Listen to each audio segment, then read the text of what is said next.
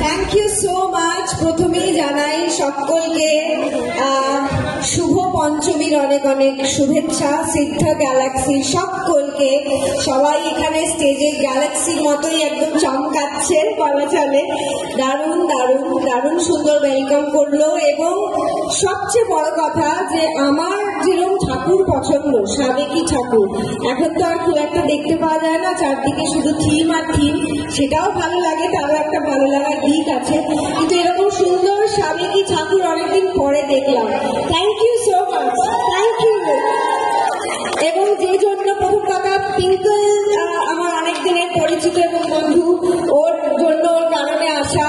এবং আরেকটাও কারণ আছে, সেটা হচ্ছে কল্কি। তোমরা সবাই জানো যে আমার এবছরের যে মিউজিক্যাল ফিল্মটা রিলিজ হয়েছে, মিউজিক ভিডিও, সেটা কল্কি, এবং সেটার একটা দারুণ সুন্দর থিম আছে, তার মধ্যে একটা মেসেজ আসে।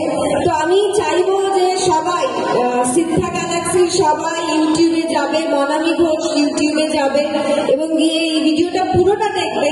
এবং দেখার পরে যদি মনে হয় এখানে তো সবাই দারুণ নাচছে, তাহলে রিল বানাবে হুক স্টেপে এবং আমাকে ট্যাগ করবে, কোলাবে নেবে।